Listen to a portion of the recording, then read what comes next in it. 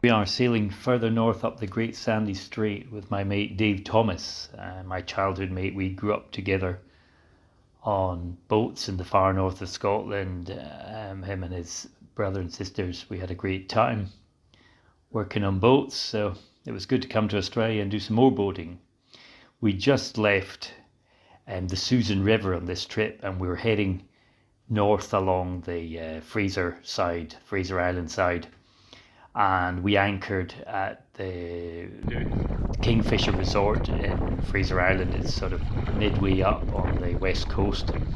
Very deep water in this resort, and the best anchorages were taken already by yachts, so we had a bit of a challenge anchoring on a little shelf to the north of the resort, using my one-man new inflatable kayak, which easily takes two people, and big tides. Look at the tides from the resort bar. This is the Sunset Bar, probably the most expensive beers in Australia. I think they're about $20 a beer or something. But look at the views and the tranquility of it.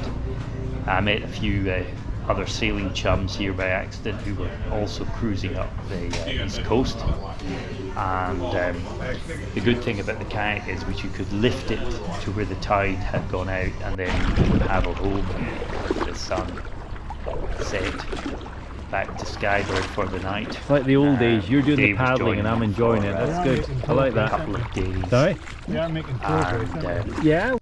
So that was a good first day, an easy sail across, as I say, from the Susan River, and here we are now sailing north from Kingfisher, with the flood tide pushing us north, and well, not much wind, but we had to go because Dave had a schedule, and Not a lot.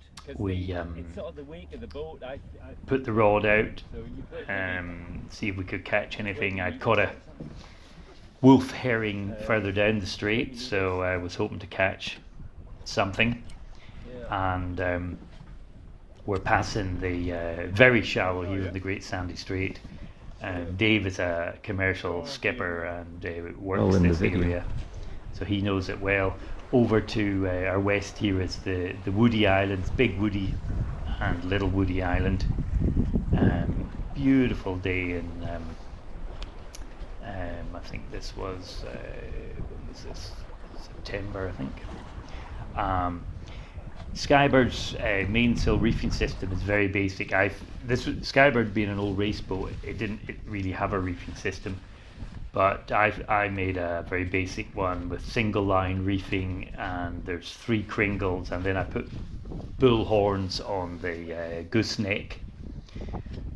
So it's pretty good reefing now in Skybird, which I've used extensively in the last many hundreds of miles since we left Sydney.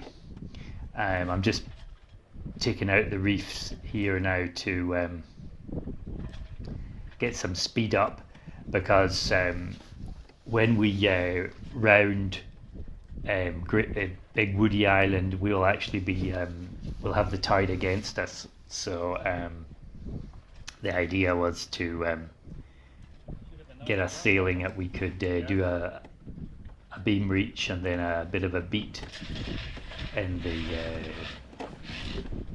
the westerly wind. So yeah, Skybird's pretty basic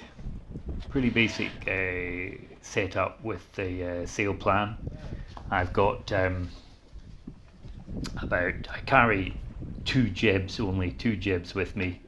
Well, sorry, 3 jibs, a sort of Yankee, a high cut one, a number 1 jib, and then a big Genoa, which we pull out, as you've seen. And she's quite well balanced like that, Skybird. So we're heading to Urangan on this leg of the voyage, and Urangan is it has actually 3 marinas within the port, and it has quite a big fishing fleet as well, and it has a fleet of whale watching ships or boats. So there's a lot of activity as you get nearer the port. But yeah, a good sail on Skybird, and very enjoyable to take my mate Dave, who growing up in the far north of Scotland together. He emigrated here in the 90s, and went back to Scotland, then came out again.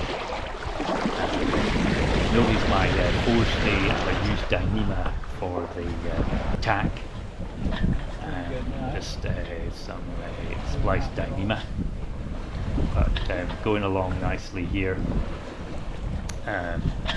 Dave's a commercial motorboat man, so sailing is not his forte, so it was good to, even though we did sailing when we were younger back in Scotland.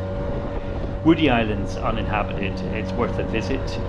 Dave's gone round there on his kayak, and you've got to watch the tides here and currents. It's quite strong.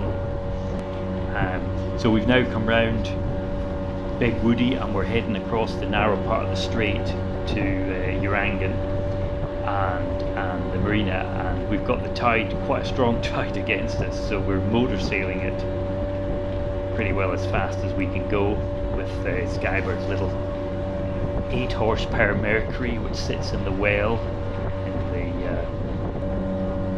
inside, so it's nice and protected. The marinas up here in the winter season are busy, because there's a lot of cruising yachts that come up here, so you know, ringing ahead and getting a berth is a big deal. I think, you know, we had to wait before we got time to get in, so to get a berth. But and as you approach here, you got to watch for all the whale watching boats. There's a lot of them, and they come in from every direction. The marina is it's got some services, but there's no chandlery, for instance, which I found not so good. And there's a BCF is the only chandlery type of place in this region. It's quite surprising, you know. We could do with a Whitworths here, most definitely.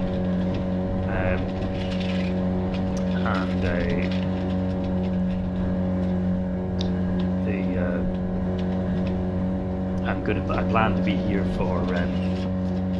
I have to go back to Sydney for work, so we're going to tie up Skybird here for a few weeks, and not cheap either. These marinas, they're quite pricey, but you've got no choice. There's very little anchorages around here. It's another thing to remember. It's totally exposed. For catamarans, you can anchor just south of this harbour, but not for keelboats. There is one anchorage to the north, but that's totally exposed to northerly conditions. And the Big Harvey Bay is you know, it's protected from the east by the Fraser Island, but a northerly can give quite a swell down here. So here we are stemming the tide.